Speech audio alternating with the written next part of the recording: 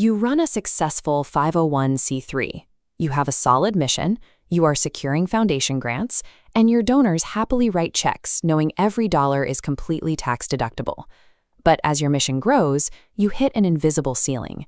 You realize the change you want requires political action, but your 501c3 status strictly prohibits you from supporting candidates and places a hard legal cap on how much you can lobby.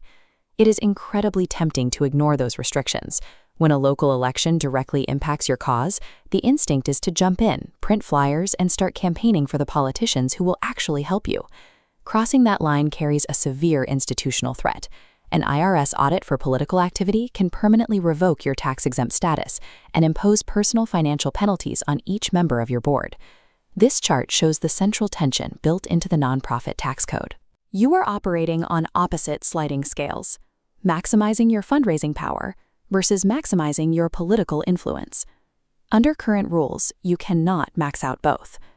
Relying exclusively on your existing 501c3 status means you have to sit out the direct political fights. To actually change policy, you have to make a strategic choice about your legal structure. Let's look closely at your baseline. The 501c3 is the gold standard for raising money because every donation is 100% tax-deductible for the donor. That is a massive incentive. In exchange for that tax benefit, the IRS demands broad public backing. You have to pass strict mathematical support tests to prove your funding comes from a wide pool of donors, rather than a single wealthy individual or private company. You also trade away anonymity. The identities of your major donors are reported on your tax returns, making them subject to IRS scrutiny and, in some cases, public exposure. And then there is the political restriction. Your organization is absolutely barred from intervening in partisan campaigns.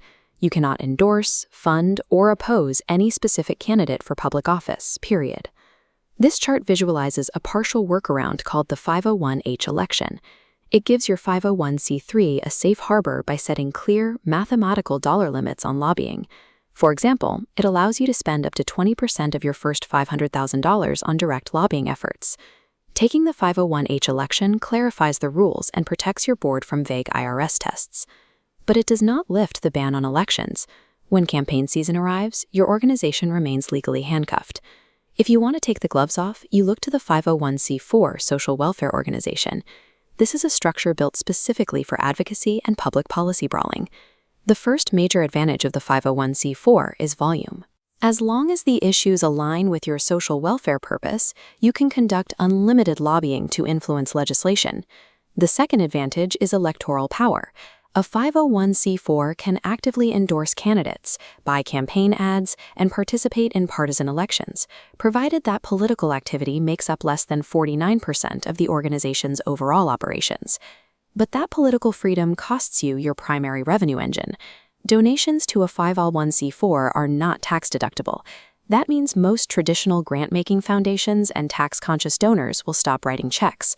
However, the structure offers a different kind of incentive: privacy. Unlike a charity, a 501c4 is generally exempt from disclosing its donors' names to the IRS on Schedule B, shielding backers from public exposure. The 501c4 protects wealthy backers from political reprisal and clears the way for aggressive campaigning. But to get those tools, you completely sacrifice the tax deductions that power a traditional charity. You don't have to choose just one. You can keep your existing 501c3 running and establish an affiliated 501c4 sister organization to operate right alongside it. This chart shows the architecture of a dual structure. You establish two distinct legal entities, one pillar for education and charity, and a second exclusively for lobbying and politics. To survive an audit, separation must be absolute. They need separate tax IDs, bylaws, and bank accounts. The immediate consequence is practical. Operating two distinct corporations effectively doubles your baseline administrative paperwork, accounting, and compliance workload. While this structure doubles your tax filings and administrative overhead, creating these distinct legal pillars is the only legally viable way to house both missions under one roof.